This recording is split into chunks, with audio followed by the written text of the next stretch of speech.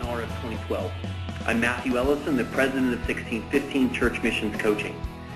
Our ministry exists today because there is a massive move in local churches away from simply being request-driven in missions to becoming more strategy-driven.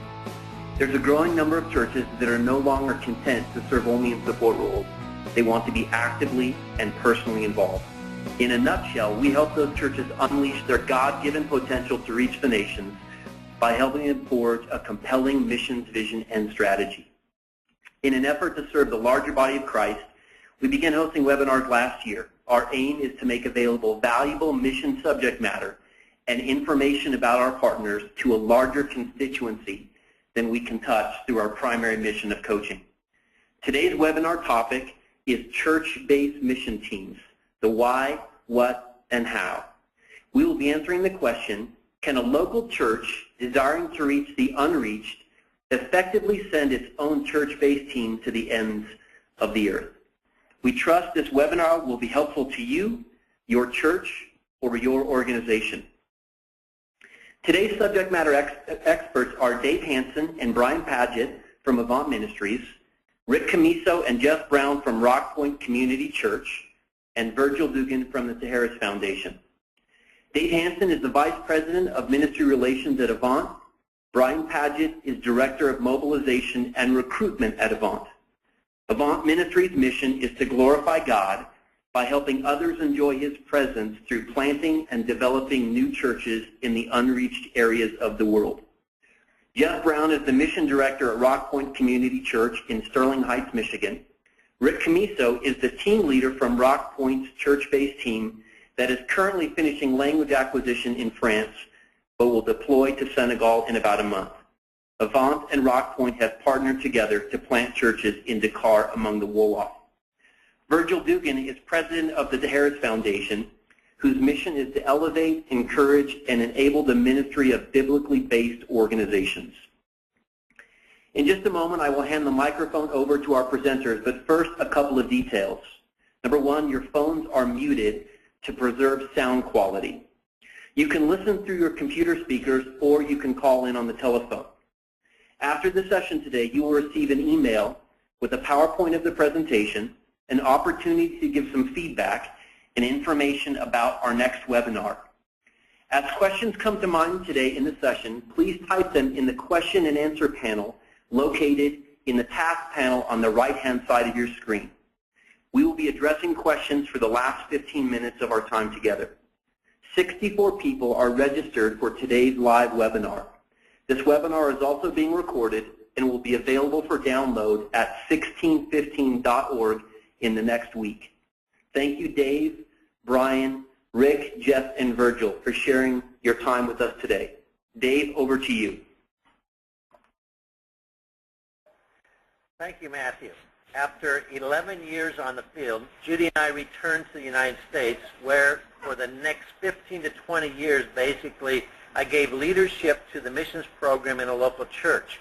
A church of about 200 when we moved back to the United States. Today, a church of over 6,000. A church that had maybe $30,000 annual missions budget. A church where today it's over $1 million. And lastly, a church that today has 2 church-based teams already in the field. I then came to Avant and now head up the church-based team program. So it's important that I take just a couple minutes to give you some background about Avant. It will help you understand what church-based teams are about.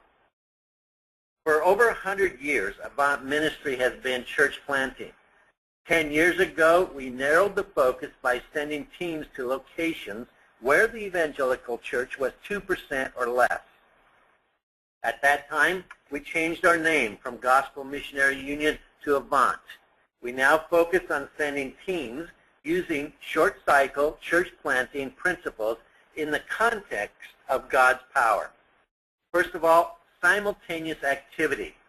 Instead of thinking sequentially, our teams will focus on all phases of church planting concurrently. Most attend language school in the city they plan to plant a church in. So in other words, instead of spending a year in another city learning the language, most learn the language in the city where they plan to plant the church. high trust. The team will display high trust in God, in His Spirit, His Word, in one another, and the national believers to lead the church effectively. For example, if a national believer can do it, then the missionary needs to get out of the way. Overt witness. After all, we are about planting a church. The team will sow the seed of the gospel early, often, and directly with a view to finding key people who will fully evangelize their community. The team is looking for those hearts that are responsive to the gospel of Jesus Christ. Restricted scope. We will strive to eliminate dependency by involving national believers at all levels of ministry. Don't be spending time doing good things, but the things that will lead to a church being planted. And lastly, tactical advantage. The team will continuously look for leverage that will accelerate their efforts in order to plant a reproducing national church. Failure is okay. Keep looking to see where God is working. In 2007, using these same principles, we started Joint Venture, which is our church-based team. We've prepared a video for you today calling upon our Lego friends to try to help you understand the difference between an Avant team and a church-based team. As you watch this video, note the difference between an Avant team and a church-based team.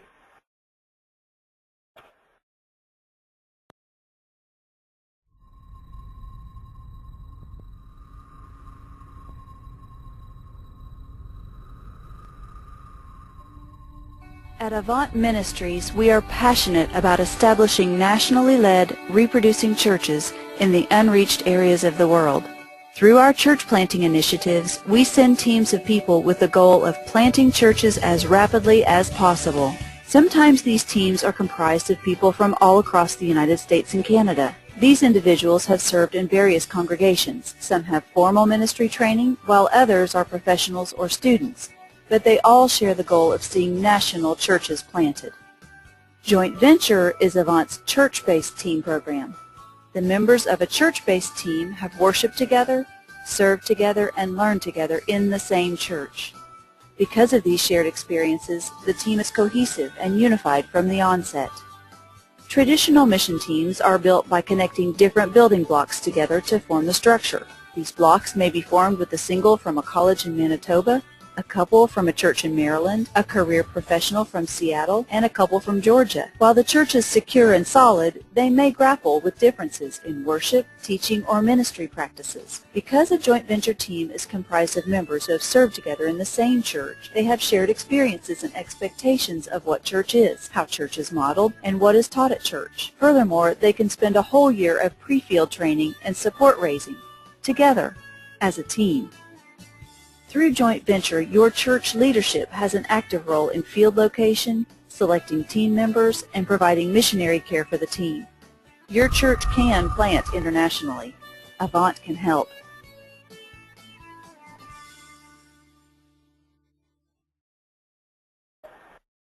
Let me review a moment. You can see from that it's still about teams. Avant obviously selects people from all over the United States and tries to bring together their giftedness and talent to build a team. A church-based team is all about the people that are sitting in your pews, the people that you have gotten to know day after day, the people that you have seen in service becoming a part of your church-based team. We have covered why church-based teams. And now, what is a church-based team? Now, Brian and I would like to explore the path that both the church and the agencies take to get a church-based team to the field. I will speak for the church, and Brian will speak for the agency. Vision. The church needs a vision. Joint Venture is not about Avant's vision where to plant churches. It is very important that leadership of the local church spends time praying and talking about where God is leading their local church to plant a church among the unreached. Again, It is not about Avant's vision. It's about what is God calling your church to go to plant a church. Secondly, a vision for reaching an unreached segment. The local church, first of all, also needs to have a vision to plant churches among the unreached, not only domestically, but internationally. It's not about building hospitals, doing radio programs, and printing presses. All of these things are important, but it's really about planting a nationally led local church. Brian? All right, good afternoon, everybody. I'm going to, as Dave said, share about the Avant side of the church-based team. So at Avant, we try to come alongside your church and share the church's vision. Some churches have a general idea of where they want to go, or they know exactly where they want to go, and so we want to come alongside you, maybe even help you go visit these destinations on an explore trip or vision trip of some sort. However, there are churches out there that know they want to reach the unreached. They just don't know where they're going to go. That could be anywhere. And so Avant can assist in the process of selecting a destination. At the end of the day, we want the destination to be God's vision for your church and not Avant's vision. We bring years of international experience, many global connections that help us to assist in this process, and we're glad to do it wherever necessary. Dave? Development.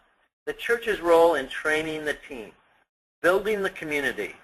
Gone are the days where a mission agency requires 30 hours of Bible training. There's a greater focus on your church service. Therefore, the local church is the greatest place to see who is qualified in missionary service. After all, if one hasn't served in his own church, what kind of church planter will they be? This way, the church selects the team leader and the team members. Secondly, building the team's foundational knowledge. With these things in place, the church now has a year to 2 years to help develop and train the church-based team. This is a great opportunity to train, serve, pray, and grow as a team with weekly meetings in their home church. Brian? All right, so when it comes to Avant's role in developing your team, we really have three main roles that we play in development. One, every person on the team will go through our candidate orientation program. This is where each team member learns basically how Avant works. Think of it as a 2-week first date. We get to know you, you get to know us, and we're just seeing if we're a fit. It's usually done in January, one time in July, and so, but everyone on the team will go through the candidate orientation. The second training that every team member will go through is our team training. This is 2 weeks as well, but it's just with your team and just for the purposes of growing together, helping to develop strategies and other things such as that. This usually takes place about 3 to 6 months before your team will head overseas. It's done here in Kansas City at our headquarters. The final development tool that we offer is what we call team leader training. This is reserved for team leaders and their wives only. It's a week-long training that prepares leaders to lead teams of 5 to 8 in an international context. They also have the opportunity to interact with others who are planning to lead teams, which serves as encouragement and a great place to exchange ideas. Dave? Deployment. The church's place in sending the team. Commitment to the team. There's the side of development of the team that the team can do on their own just because they live in the same city. However, the local church leadership has great opportunities to show its commitment by getting the church leadership involved in training. If not the local church leadership, maybe the church has people in its body that can provide training in biblical studies or practical team dynamics. Secondly, building the team's foundational knowledge.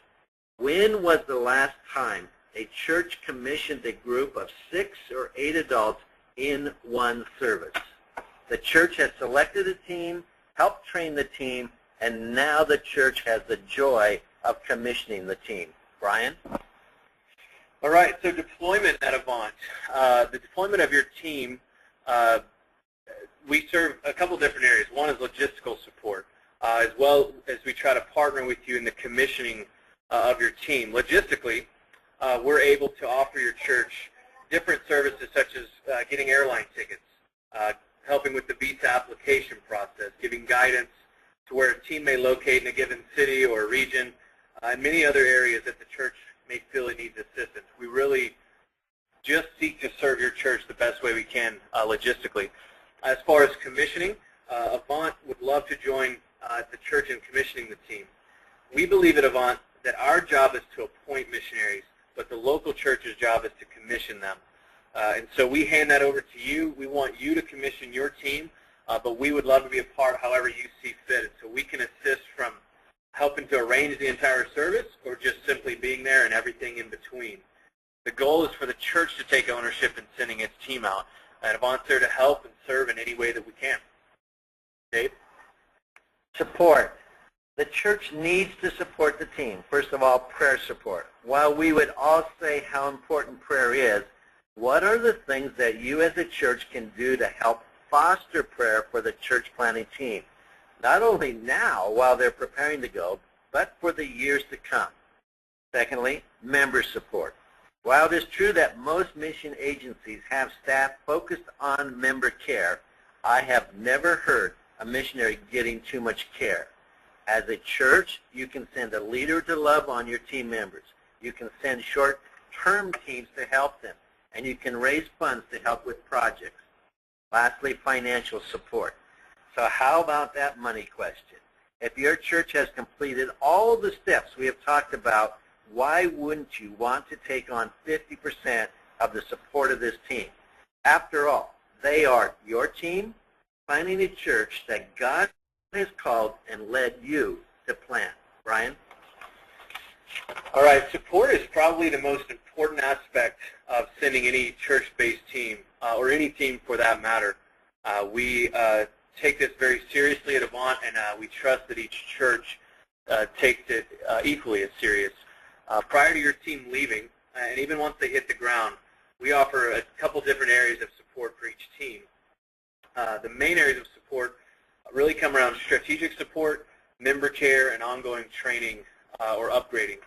Strategically, Avant supports each team by helping them develop a strategy for planning the church among the people they're reaching. We teach them how to devise a yearly strategy to help them assess how things are going with the plant. We help them process the results of each year, see what areas might need to change and or develop more. Well, we train them, as Dave mentioned earlier, in our short cycle principles, but even our metric system. We don't seek so much to measure the number of believers, but the quality of disciples that are being made. Because at the end of the day, again, we're wanting to hand over the local church full authority and reign as quickly as we possibly can, and to get out of the way. So our goal is not to plant a church so much in a given period of time as it is to plant the church with a sense of urgency. And so we help with the strategic support there for your team. Member care. We are staff and personnel who serve each team spiritually, physically, and mentally. We have an education specialist on staff who will meet with each family that has kids to help them process through and determine the best route for educating their kids on the field. This is a huge issue. And so do you board school, do you homeschool, do you put them in the public school system there? Those questions, tons of people have questions about that. And so we have someone on staff that personally meets with everybody just to walk them through that. We have a missionary kid support staff who works with the kids while their parents are going through different trainings here in Kansas City. They also serve those kids that didn't go overseas. Maybe they stayed back to finish high school or they went on to college. And so they follow up with them all over the U.S. and Canada to just track with them, stay in touch with them, encourage them.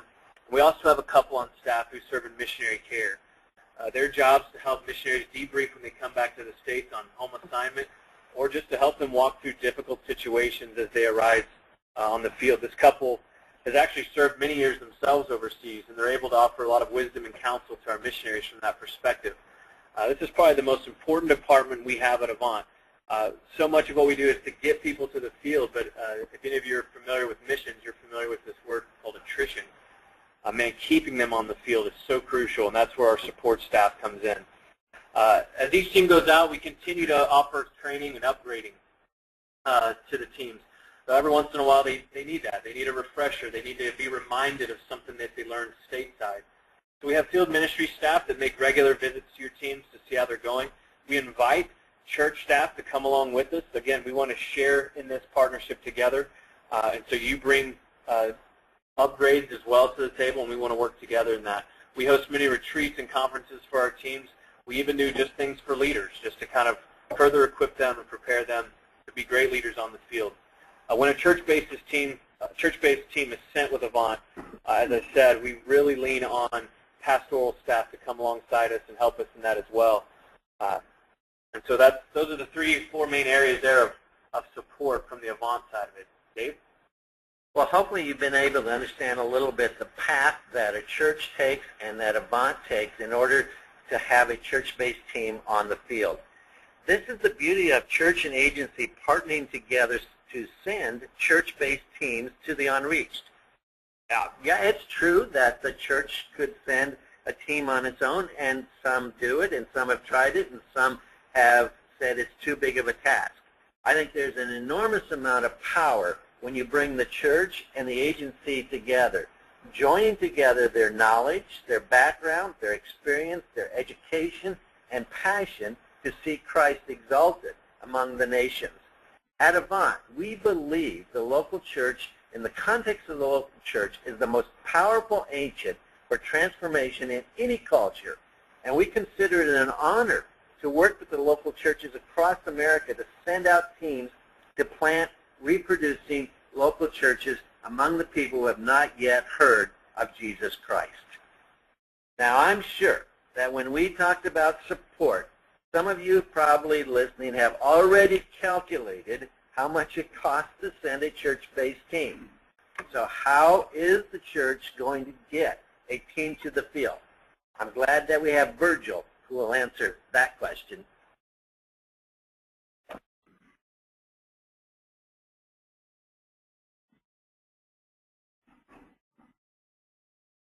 Thank you, Dave. We're getting control of the slides here.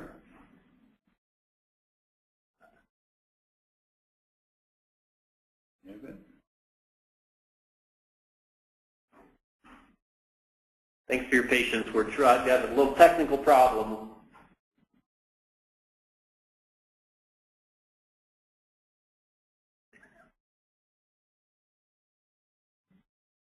If you can advance it. There it is. Okay, thank you. Here we are. What I want to do, as Dave mentioned, is give you a very simple model that you can deploy within your church in order to fulfill the church's responsibility for sending out a church-based team. And as I do that today, I'd like to really provide it in the context of a much broader system of the giving in the context of life stewardship. There are probably 6 dimensions of giving and life stewardship that could be considered. But all I want to do today is to consider 3 of those: the what, the where, and most importantly, the how. Now, when we talk about what, we're talking about material things most often, but here also we're talking about talents and time, because those are very important and perhaps even priority dimensions of what we give. The treasures is the thing that we always focus on, because we have to come up with the dollars to sponsor a church-based team. The where. I like to say that I can't think of any other context that is more compelling than reaching the world for Christ, finishing the task, if you like. Any discussion of where we give should be couched in the context of how compelling is it, or what is the value proposition associated with the funds and the time and the talent that's being committed. Today I'm going to really emphasize the how of giving. Now, the Bible tells us very clearly that we are to give generously. We're told that God loves a cheerful giver, but we're also told that we should give wisely. So this context of being wise in our giving is what I'm going to really emphasize for you today. So here we go, wise giving strategy. If I want to speak about wisdom, it makes sense that I should go back to the man who was declared to be the wisest man in the world, King Solomon. Here's King Solomon's quote. He said, "Honor the Lord from your wealth, that is your riches, your substance, your assets, and from the first of all your produce." In our current English, we might say income or increase or revenue. So notice there are two things here. Not only are we to give out of income, but we are to give out of accumulated wealth and assets, in addition to giving out of income. Now, this is a remarkably simple concept, but I am struck by how often people in the church today have never thought of this. If you think about it, we in the church today have been taught the practice or the model of giving out of income. That's what the tithe is all about. The tithe is the default model. We very seldom have had any discussion about or any teaching on the concept of giving out of accumulated assets. We in the church today have tremendous assets that are untapped. If we begin to think about giving out of assets in addition to giving out of income, we can do remarkable things to reach the world for Christ. So I'm going to give you a simple model today for doing that, and I'm going to call it the 10+1. The 10, of course, relates to the whole concept of the tithe, or 10% of income, to fund the operation of your church. Increasingly, if we were to give 10%, of course, the church would have no operational problems. Today in the United States, the typical church member on average gives about 2.5% of income, nowhere close to being the 10%. But there's an additional step here, and that's the 1. In addition to the 10% of income, we should consider giving 1% of invested assets each year to fund the development and or growth of a church-based missions ministry. It would be this 1% of assets that could be used to fund your church-based missions team. The 10% goes to finance the operation of the church, pay the salaries, fund the programs internally, etc. The 1% would go into a missions budget of some sort that would help fund your church-based team and perhaps many other things that your church would want to do within the context of your missions work.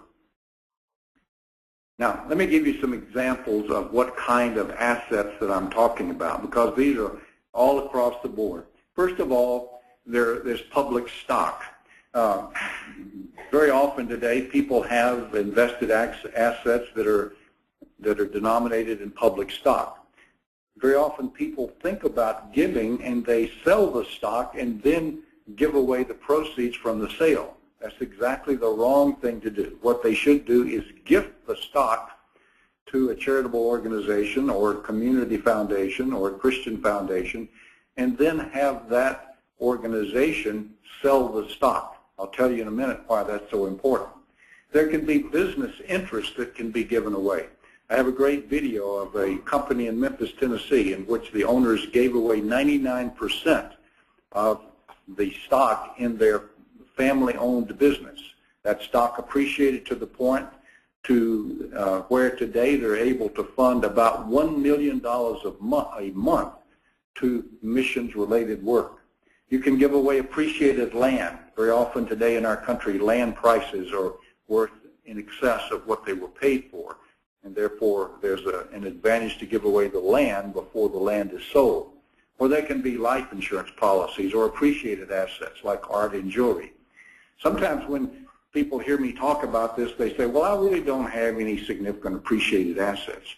And I say, well, you know, I bet you've got a garage full of stuff that you don't know what to do with, you know, the leftover stuff from Christmas or birthdays, or the thing you kept because you didn't know what to do with it. We have a family here in Albuquerque last year that decided, a group of families that decided to work together to have garage sales. They took the assets they had, they pulled them in some major garage sales, and at the end of the year they were able to give a $30,000 gift to a single missions-related agency that they had corporately selected. It can be amazing what we can do when we just start to think about giving away assets. Now, the reason that it's so important to think about gifting assets rather than funds is that you can deduct the appraised market value of the asset on the date of the gift, you do not have to pay capital gains tax on the appreciated value. So our government is giving us an incentive to give away appreciated assets prior to their sale. And then, of course, if you have some income-producing asset, you're no longer taxed on that asset because the tax-exempt organization, whether it be the church or perhaps a community foundation, is not liable for the tax on the income. Great tax advantages to give away appreciated assets. Once again, 10% of your income for your church, 1% of your assets per year to fund your church-based mission team. 1%, think about that. If you've got $10,000 in the bank, that's just $100 that we're talking about giving away. If you have $100 million, you're only talking about giving away $1 million a year. Doesn't matter what financial regime you're in, you can do this. Now, what's the promise that goes with that? Again, Solomon had a great promise for us. He said, your barns will be filled with plenty and your vats will overflow with new wine. When I first heard this, it bothered me because I thought, does this say that if I give like this that I'm going to be wealthy? I'm not sure that's true in the context of financial return, but I am sure it's true in the context of another more important return. Whoops, that's not showing up. The context here is that your barns will be full or have plenty of peace, and your vats will overflow with joy. Two things that are far more important than the financial asset that we talk about. So consider giving 10 plus 1, 10% of income, 1% of assets each year, and enjoy the plenty of peace and the wonder of joy that overflows your vats. And with that, I'll turn it over to Matthew. Thank you, Virgil. I'm going to circle back and talk just briefly a little bit more on the why of church-based mission teams. This big paradigm shift of local churches moving from just supportive roles to active roles is widespread, and so people often ask, well, why? Well, I think all the partners on this webinar would agree that the primacy of the local church is key. We believe that she is a God-designed central player in missions. In fact, she's a full partner that deserves a seat at the table. And there's probably no better verse that reinforces this than Ephesians 3:21, because it is through the church that Christ gets glory throughout all generations, forever and ever. Amen. I want to emphasize something here. It was mentioned a moment ago by Dave, but this paradigm shift of local churches not just responding to funding requests but being more strategic means that they want more active involvement. And those who often see this have a growing concern that the mission agency may now be written out of God's mission. And I don't think that is a wise decision at all. God has raised up both the church and the agency, both big C, to work together. And I would encourage any church, even listening on the broadcast today, if you're considering sending a church-based team, the way to do it is in partnership with the right mission agency that will supply value proposition and expertise that, frankly, you as a church don't have. But also an agency that values the church, that really gives you a voice and a place to co-labor. So primacy of the local church is a key reason why we believe in church-based missions. I would add to that the potential of the local church. I think it's pretty obvious that the vast majority of resources necessary for finishing the task, God has primarily placed in local churches. There are an unbelievable amount of assets and resources in the context of the local church. Here's a quote. It's a little bit long, but I'm going to read it because it's very powerful. It comes from George Miley. He says, as we enter the third millennium of the Christian era, there is widespread awareness that the energy and capacity of the missions movement would be appreciably enhanced if we could bring more local churches into meaningful participation. To say that the church is not some resource is an understatement. She's more than that. She's a God-designed central player, a full partner, and again this quote, the vast majority of resources God has entrusted to his people are in churches. And I think oftentimes the reason those churches are locked up in a vault, if you will, in the church is because there's not a compelling vision that moves people towards generosity. And a church-based team could be just the vision that unleashes the generosity in a church and unlocks those vaults. Some of the elements of the power of a church-based team, if you will. I'm again reinforcing some things that have already been said, but maybe it'll give you a little pocket guide. There's an increased ownership of mission in the context of a church that sends out its own team to the field. And I think you'd agree, inclusion paves the way for ownership. We engage in, or we own rather, the things we engage in much more than the things that we do by proxy. Elevated member care. This was mentioned earlier as well, but your church-based team, the ministry of coaching and shepherding your team, your sons and daughters, if you will, sons and daughters of the church, is shared among pastors, leaders, and members of your community. When a church has launched its own team to the field through a partnership with a missions organization, the team benefits from having more coaches and resources available to them. And oftentimes in the past, those resources were primarily directed from the agency, but now the local church has an opportunity to be a part of elevated member care. I would also say that a church-based team paves the way for broader, deeper mobilization. Envision a church that has raised up its own team, they're engaging a specific unreached people group, that now becomes a backdrop for the gifts and resources and talents of that congregation to be deployed. So a church-based team that's planting churches is a process that calls forth the gifts and contributions of people in the context of the church who have maybe been on the sidelines before. I've seen this happen many times. The church-based team is raised up, and those in the congregation who dabbled in missions are now taking a more active role. So when mission is rooted in the church, the rich diversity of spiritual gifts, natural skills, and life experience become available to the church-based team. I call this concept handles. A church might be focused in a given area through a church-based team, but that opportunity creates handles, ways for people in the congregation to grab onto missions in a way that maybe they formerly did not. Reinforcing something here that Dave said, but the existing bonds of fellowship, and some of you may be saying, well, that's also a negative, and sometimes that's the case. But I think all in all, it's a positive thing. Team members have probably built relationships already. They have a common style of worship or a common understanding of how ministry is done before they even leave for the field. And of course, Psalm 133 is a great verse here. Where there is unity, God commands a blessing. Or Amos 3:3, how can two walk along the same road unless they be agreed? So I believe in many cases they are more likely to share similar beliefs and practices than teams of couples or individuals that might come from different communities. Not that there's not a place for those type of teams today, but I think one of the advantages of a CBT is the existing bonds of fellowship. Another benefit would be a concentrated focus. When a church sends a little bit of money to a lot of different places, it's pretty hard for the congregation to own what's going on, and missions becomes impersonal, unengaging, and most people are indifferent about it. But if a church has raised up its own team and they're concentrating those efforts to reach a people group or a marginalized group, big kingdom impact can happen because that concentration of time, talent, and treasure is now directed, and people begin to understand missions. They identify with missions, that not only the people that they've launched from their church, but also the people that their team is trying to reach. So there is great benefit in concentrated focus. Another benefit would be what I call wartime prayer.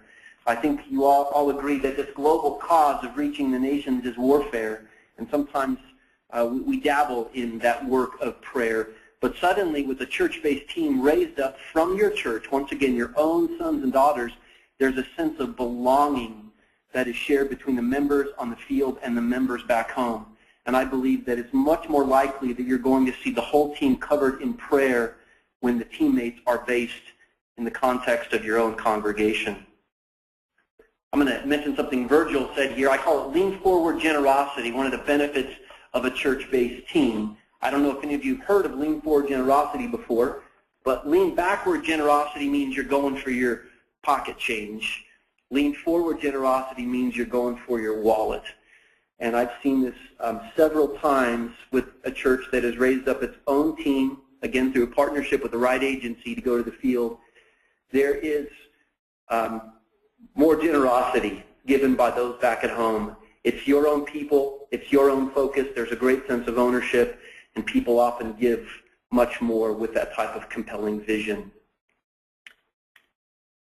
Another would be enlarged heart. This is really a spiritual benefit here, but church-based teams obviously help a congregation to become more outwardly focused. We saw this at Rock Point, they may mention it in a moment, but as this church raised up its own team of people from the congregation, the people who supported that team began to say, what does this mean for me? These people are laying down their lives, they're traveling with their children overseas, and that must mean something for my faith. So the example caused much spiritual growth in the people who remained behind at home. And now those people at home are understanding missions in a new way and even reaching out to Muslims in the context of that community there in Sterling Heights in a brand new and reinforced way. So it can enlarge the hearts of your people as they become outwardly focused. One more point here and then a quote. I'm going to turn it over to Rock Point. But koinonia, the koine Greek word for fellowship. As you know, when Paul recounted the churches in the epistles, he often started those letters with a really kind and gracious greeting. But if you've ever read his introduction to the book, to the Philippian church, you'll notice that it seemed to invoke a different kind of joy in the apostle. And so the question I think should be asked, what was it about this church that made this godly saint so happy and just caused joy to overflow in his heart? Well, I believe it was their partnership in the gospel. He says he prayed for God's blessings when he thought of them because of their partnership in the gospel. I love this definition that I lifted from a friend of mine for koinonia. He says it's a deep bond of fellowship that comes as a result of self-sacrificially participating with other self-sacrificing people in a cause that is larger and more important than your own interest. And I think Rock Point is experiencing that in any other church that launches its own people to the field to reach the world. There's a deepened sense of partnership and intimacy as brothers and sisters in Christ. I'm going to stop here with a quote from David Penman. He says, no local church can afford to go without the encouragement and nourishment that will come to it by sending away its best people, and I might add some of its best resources. Not only will a local church be encouraged by sending away its best people, but I believe because they're focusing their attention on the war for souls, that many of the trivial interpersonal problems that plague churches that come from small thinking and small affections in relation to God's plan will be overshadowed. So one of the great benefits of focusing outward is this deepened sense of fellowship and deeper joy and greater understanding of God and his purposes. I'm going to pass it over here to our friends from Rock Point Community Church. Thank you, Matthew. This is Rick here. Jeff's going to share in just a minute, but hello, everyone. Good afternoon. It's evening over here, but good afternoon to you all. A little bit of our story and kind of how we got into the field, and Rock Point sent a team to the field. But it was about 3 years ago now that God started to bring some definition to about a 2-year journey that my wife and I had been on, where God was preparing our hearts for something new, really. I'd been pastoring at Rock Point almost 15 years at that point.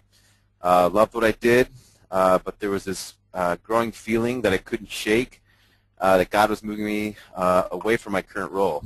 It was a bit terrifying, really. But one day, between a set of some very interesting God-ordained moments, I ended up in a conversation with another staff member, and we started to identify some shared burdens and leadings that God was walking our families through. My senior pastor had known quite a bit of my personal journey of the previous 2 years, but I knew that I had to be transparent about this recent conversation too. So I immediately set up a meeting with him, me and him and this other staff member. In that meeting, we talked, we prayed, and we were able to define what we felt God had been speaking to our two families, and we identified 3 things. The first thing was that we felt God was leading us to international ministry in an impoverished country, and we kind of put it simply as that. We felt this leading was specific to the third world, or an impoverished country. Now that guidance point and the other 2 that I'm about to mention were further defined as we stepped forward in obedience, but up front things felt very general. For example, this one here narrowed down from international ministry to third world missions to eventually feeling led to minister among unreached or unengaged people groups. The second thing that we were able to define was that we felt we were being led toward team ministry. Now, at that point, we didn't really have those words for it yet. We just knew that we didn't see ourselves as Lone Ranger missionaries. In fact, we even struggled with accepting the word missionary at the time. We knew that God was calling us to do this something in community as a team. We'd lived our lives and our ministry up to that point, always team-based and in community with others, and felt that this shouldn't be any different. And then the third thing is we felt called to community transformation. Now, even though we wanted to be involved in mercy ministry and projects that brought aid to the underprivileged, most of that God had been developing in our lives those previous couple of years, we also knew that we felt called to addressing the underlying spiritual and other issues that contribute to poverty, contribute to hopelessness and despair. Now, again, the journey later revealed that what we were really talking about here was disciple making, which is how we see church planting. It's the only proven way to bring lasting transformation to a community or a region. Now, I know that might not sound profound, but we had to walk this path in order to have that revealed to us. So those were the three things that we were initially able to define as God's leading. Really thought that this first conversation was just to seek the blessing of our church, to kind of validate or invalidate the call and send us on our way. But what happened over the next few months is that we found God was not just calling 2 families to go, but the entire church to go. And the conversation went from that small meeting, then eventually it moved to the elders, and eventually it moved to the whole church. And it changed everything, kind of going back to what Matthew just said. It really defined not just about this team's departure, but what the church was doing within her own community. So last September, 3 families from our church departed, and here we are now. The entire church is cheering us on. They're praying for us, and they're praying for the people of Senegal, and they're interested in what is happening, and they're supporting us financially. A little more than 50% of the team's contributions come from Rock Point, and that's why Avant's joint venture, when we first heard about it, really resonated with us. So as we reflect on, as we look on this whole journey and what we've been through the past couple of years, before I hand this over to Jeff, I'd say that there are 4 big things we learned along the way. Some we just stumbled into in our effort to be obedient to God's leading, and some that we were a little bit more strategic about. So I'll share the first 2, and Jeff's going to share the last 2. But the first one is, the first point that we learned is that church-wide involvement or buy-in has to happen. Everyone has to be involved. At least for a church our size, this couldn't just be a departmental thing. We needed everyone to own it and to be involved. I stated how it began with just a small meeting among the pastors and eventually went to the elders and then to the whole church. In the final stretch, we hosted something like 20 to 30 home meetings in a little over a month so that everyone could hear the journey, ask their questions, so they could discover what part they had in the mission, from praying to sending or even to going. We even opened an application process for members of the congregation to become part of the team that would eventually relocate. But we always emphasized from the get-go that the team is bigger than just those being sent. Another major learning point for us was that the leadership and eventually the church had to answer the why question. Why should we sacrifice our time and finances to send key families and key people in our church to some other nation? What is missions really? What is frontier missions? How is that different than local ministry? Why should we support this thing and not that thing? Why is it that we're putting all of our resources behind this right now?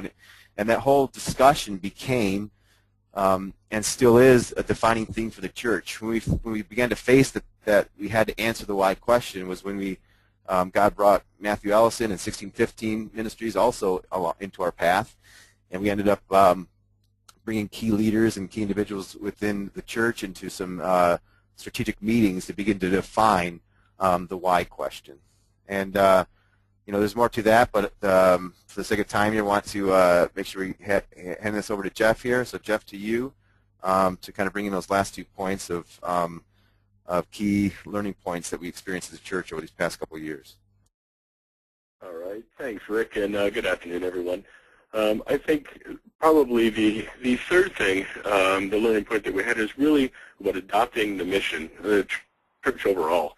And what needed to happen to have the overall church adopt the same mission. And Rick had mentioned earlier about the early adoption of having elders, key leaders of the congregation, then ultimately the entire congregation to grasp this as a church culture, not just a flavor of the month, but a long-term adoption of a mission. And we jumped off a lot of Acts and Matthew 28, really decided that this is exactly where we felt God was not just leading these three families, but God was leading our church. One of the other key points in that was that all of the ministries within the church should begin to take on a very similar focus. And what I mean by is if we are looking at reaching the lost or folks that have little chance of hearing that gospel, we should have that similar focus in all aspects of our ministry. For example, our welcome team. We should be looking out for those unreached people when they come to the church. And taking on everything from children to youth to recovery ministries should all begin to focus the exact same way that we are now with our team that's out in the field. The next one was that all aspects of the church should be actively engaged in this process. Now, a good example for us is one of the things that we learned is as we got more people involved, they became more engaged. They learned to adopt this mission much more quickly. For example, our cafe has just recently, over the past 6 months, begun to make the Dakar team part of their ministry. So we have a specific blend of coffee that lends itself to funding part of the missionary team. We have groups even from our children's ministry that do a monthly letter writing campaign and have things towards the kids and the adults that are in the team. So getting all the people actively engaged in just the process, not a small group of folks. Our fourth learning point was constant communication. Not only during the time as it was leading up to the team leaving, Rick had mentioned our home meetings, to meet with multiple home meetings, 20-plus home meetings, to allow not just information that's one-sided, but allow for question and answers of folks in the congregation in a setting that was intimate and allowed for that and gave that opportunity from it. It also means constant communication from the pulpit, not just from the senior pastor, but from all aspects of it. As I mentioned earlier, recovery ministries, children's ministries, youth ministry.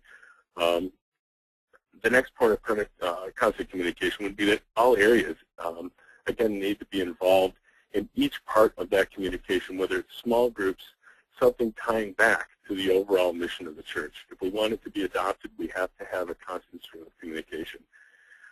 Probably the last thing that we learned was the idea of communication after sending the team.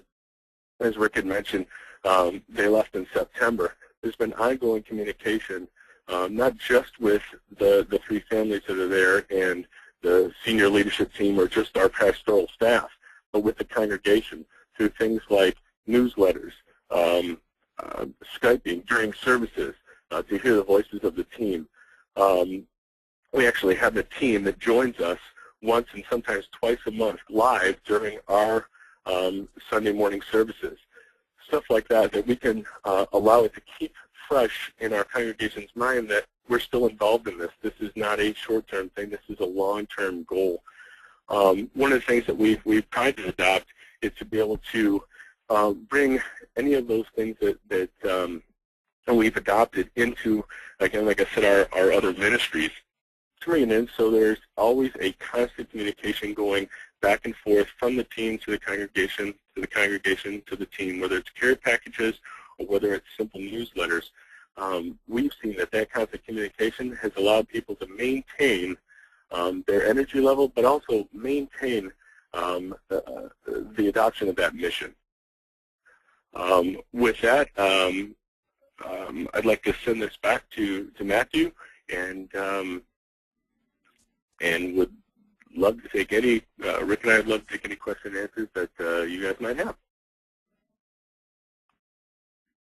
We want to take our remaining time together. We want to respect everyone's time on the call today. I think we'll probably go till 5 after. If you're able to stay a little longer,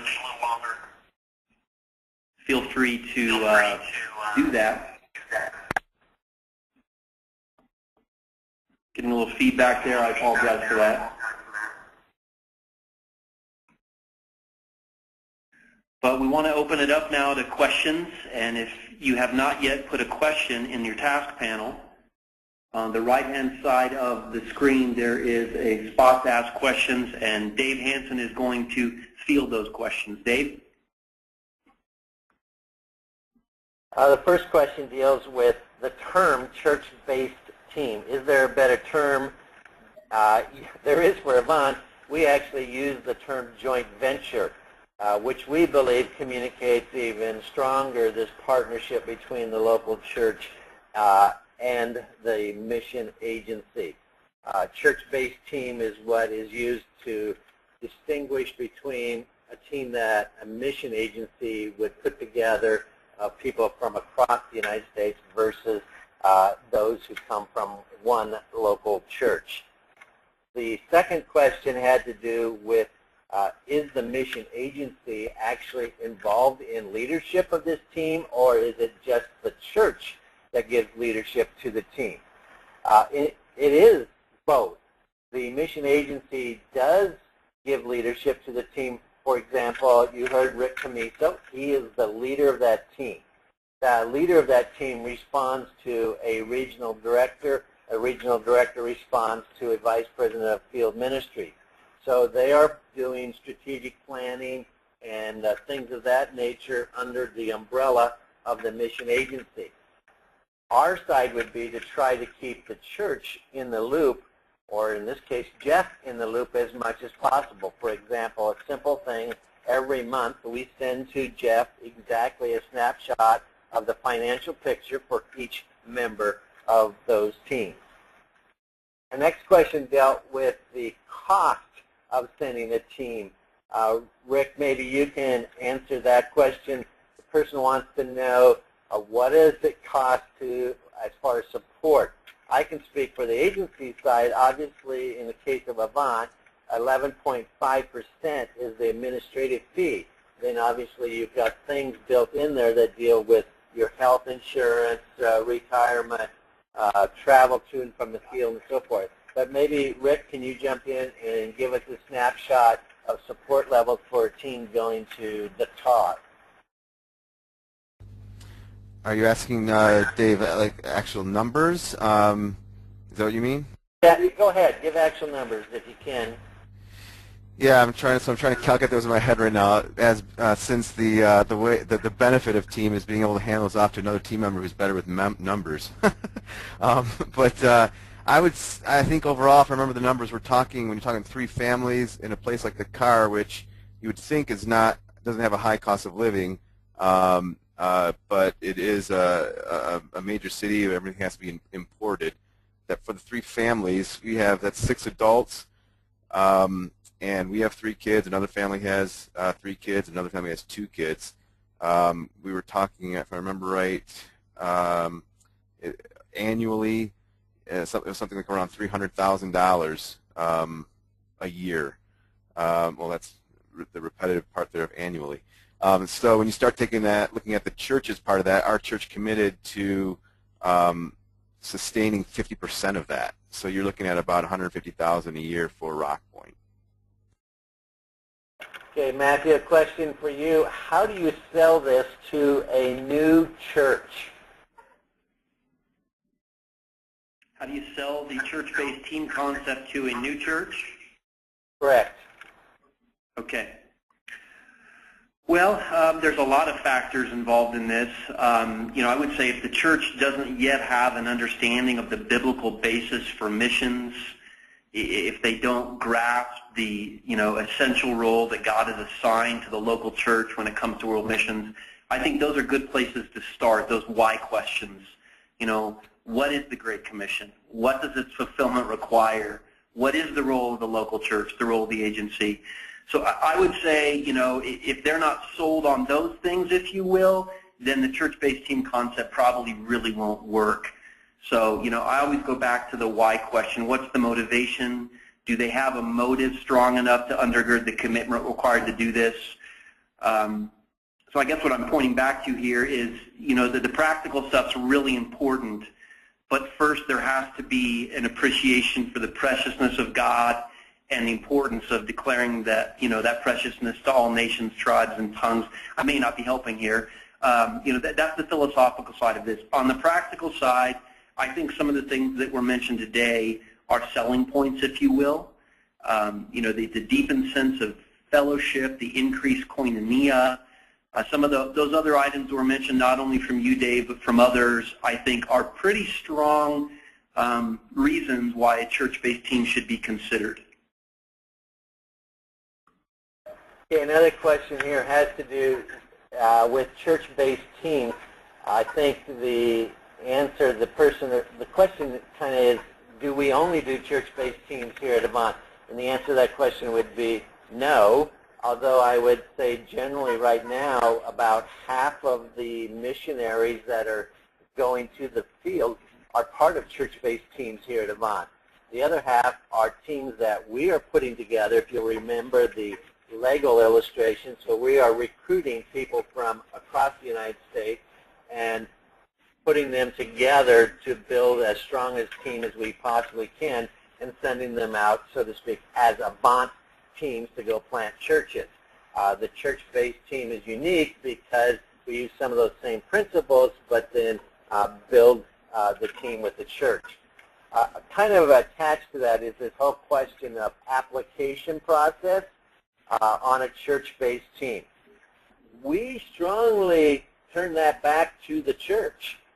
We said earlier and have talked about that in different ways during this webinar, church, you should know those people. Hopefully you have been walking alongside them for multiple years.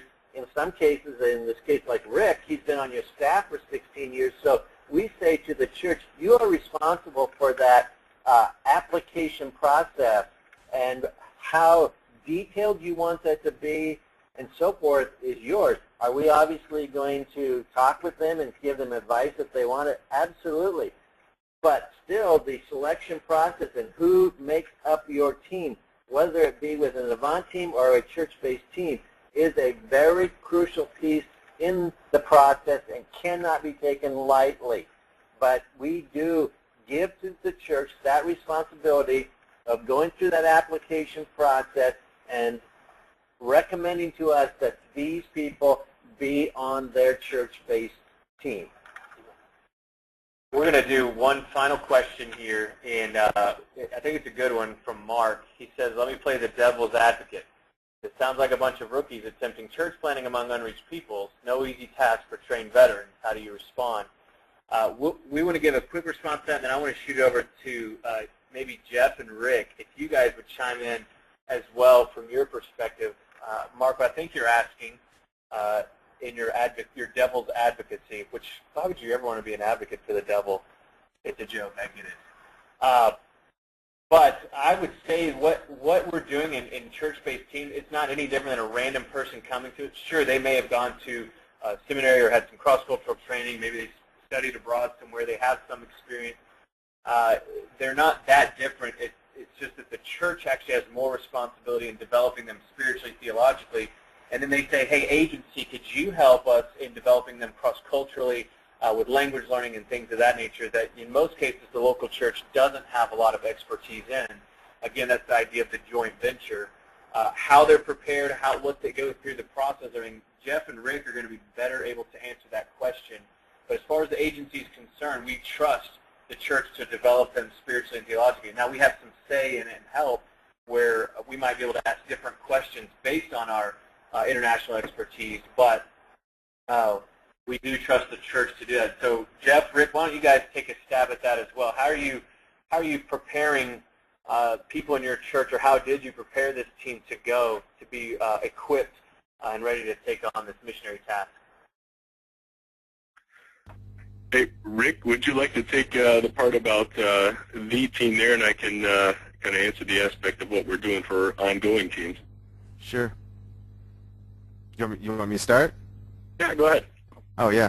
If I'm understanding the question right, it's a sense of, I think I'm hearing the question of, okay, it sounds like a bit sending people over there that are a bit green, and what's the risk factor with that? If I'm hearing that right, would that be right, Brian? Yeah, basically. There's Okay. the original thing said it sounds like a bunch of rookies attempting church planting among the unreached. So how are you not just going blindly, but you have gotten your training? Right. Well, I mean, number one, recognize that the journey this was on was, this is, if you go back to when this started for us, it was a 5-year path. So, and the people that got selected to be a part of this, it wasn't, we got applicants that came in that sounded like, hey, I'm ready for a career change. Can you put me on the team? And, of course, those are ones that you kind of go, bless you on it, but this is not the time for you, and let's see where God continues to lead you. I would also add to that to say, we're leaning in, so that journey of development over the past 5 years, it's something that can't be quite scripted, but develops you. I would also say on the other side, though, we do feel green. I mean, there's the part where we sit there and go, yeah, we can't do this. I'm surprised I'm here. I got experience in other areas. I've got international experience, but certainly haven't lived in the field before. But do I ignore, the question I had to ask is, do I ignore the call and the leading that's being placed in my life right now because I don't think I have the ability to pull it off? And, that's when you sit there and step back. I don't know how many times you said it. Thank God it's not about our ability. And about God's ability and our obedience. So we learn what we can. We go in here. Our team is stepping into this as learners, not ones that think they know it all, and trusting God to lead us and put us on the right path. So Jeff, you want to answer your part? Sure. I think one of the best things about having the church adopt the entire mission and have it ingrained in their culture is opportunities both locally and regionally that help prepare short-term and long-term missionaries.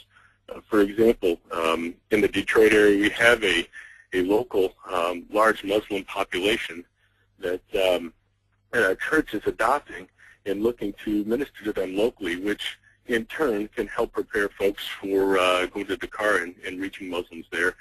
The second one is something in between, a more of a regional focus. We'll be looking at this summer of touching base with a group in New York City that directly ministers to the Wolof folks. So while not many folks are able to go to Dakar, we will be sending folks there too.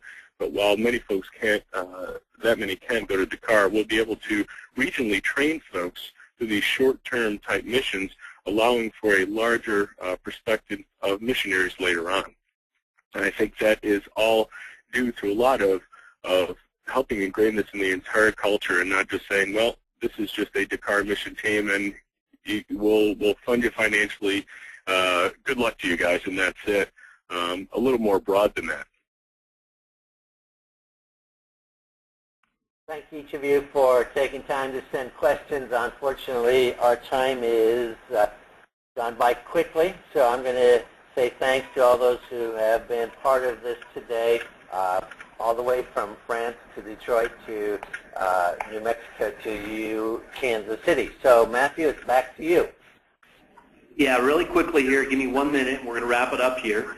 If you want to learn more about missions coaching, what 1615 does, or joint venture church-based teams, you can join us at the CAN conference. To find out more about that, go to avantministries.org. It's basically a forum where churches come together and they hear about the things going on in the world of Avant, and it will be a learning opportunity and a great opportunity to meet with some other pastors as well. It'll be hosted in Kansas City at Avant's headquarters. The dates are there on the screen. I apologize about the feedback. For more information on either of the ministries that were highlighted today, I'm not going to talk because that's really not working very well, but you see the information on the screen there. And I want to remind you that this webinar has been recorded and will soon be available at 1615.org. So stay tuned for more information about our next webinar, and you'll be receiving an email, as I said, with this PowerPoint and also information on future webinars. Thank you again to all of our presenters for sharing with us today. Thank you, everyone. who joined us on the call. I'm Matthew Ellison for 1615. Thank you for listening.